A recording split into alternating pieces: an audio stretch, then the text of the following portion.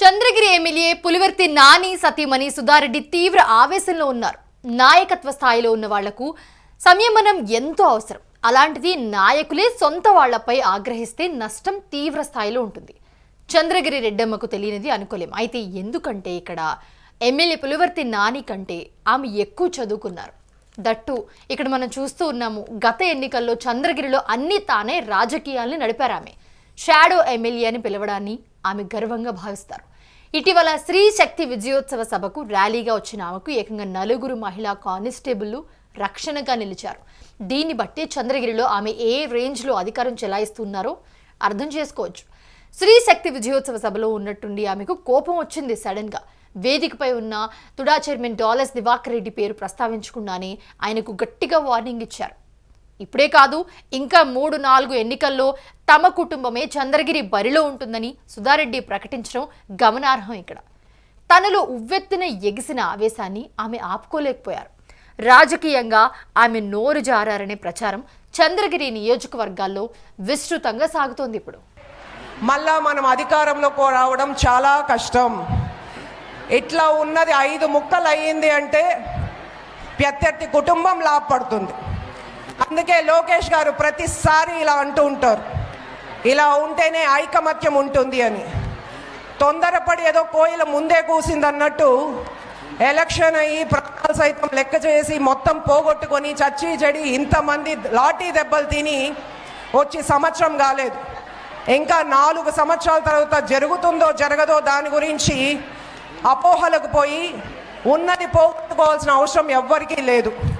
మనకు గెలిపించుకున్నాం, మన పనులు చేసుకోవాలి. ఈరోజు కాకపోతే రేపు జరుగుతుంది. అర్థమైందా? సో అందరూ ఒక్క మాట మీద ఉండండి. 2029 వరకు నానిగారే ఎమ్మెల్యే, ఆ తర్వాత నానిగారే ఎమ్మెల్యే, ఆ తర్వాత నానిగారు ఎమ్మెల్యే. విడిపోయిన రోజు తెలుస్తుందో తెలీదో, జరగదో జరుగుతుందో, ఆ రోజుటికి 2029 జనవరి నుంచి రావాలి క్యాండిడేట్స్. అందులో ఒక క్యాండిడేట్ నేను కూడా.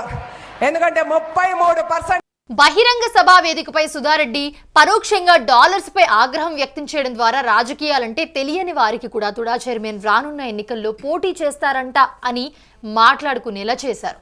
ప్రస్తుతం ఈ సభలో ఆమె మాట్లాడిన మాటలకు ఇక తుడా చైర్మన్ డాలర్స్ దివాకర్ రెడ్డిపై పులివర్తి కుటుంబం ఆగ్రహించడం ద్వారా ఆయనకు చంద్రగిరిలో ప్రజాబలం ఉందని, తమకు తామే బయట పెట్టుకున్నట్టయిందనే చర్చకు చోటు కల్పించారు. అంతేకాదు చంద్రగిరి నియోజకవర్గంలో ఏ ప్రభుత్వ కార్యక్రమానికి తుడా చైర్మన్ ఎమ్మెల్యే నాని ఆహ్వానించారు. అలాంటిది స్త్రీ శక్తి విజయోత్సవ సభకు తుడా చైర్మన్ ఆహ్వానించడం వెనుక తమ ఎమ్మెల్యే ఆయన భార్య సుధారెడ్డి అంతరంగాన్ని అర్థం చేసుకోవాలని పులివర్తి అనుచరులు చెప్తున్నారు. మరోపక్క ఇక అందరి ఎదుట ఆయనకు వార్నింగ్తో తమ ఎమ్మెల్యే ఆయన భార్య వ్యూహం ఏంటి అనేది ఆయన అనుచరులు చర్చించుకుంటూ ఉన్నారు. ప్రస్తుతం బహిరంగ సభపై పులివర్తి నాని సతీమణి వ్యవహరించిన తీరు టీడీపీ శ్రేణుల్లో అసహనం తెప్పించేలా ఉందనే చర్చ కూడా ఇప్పుడు తెరలేచింది. ఇదే సందర్భంలో డాలర్స్ దివాకర్పై సానుభూతి పెరుగుతోందనే మాట వినిపిస్తోంది. ఈ వాస్తవాన్ని గ్రహించలేకపోవడంతో పులివర్తి సుధారెడ్డి ఆవేశానికి లోనయ్యారు అనేది టీడీపీలో మెజారిటీ అభిప్రాయం. సహజంగా ఏ నియోజకవర్గంలో అయినా కూడా తమకు ప్రజ్ఞాన్మాయ నాయకత్వ ఎదుగుదలను ప్రజాప్రతినిధులు ఒప్పుకోరు. చంద్రగిరిలో కూడా ఇదే జరుగుతోంది.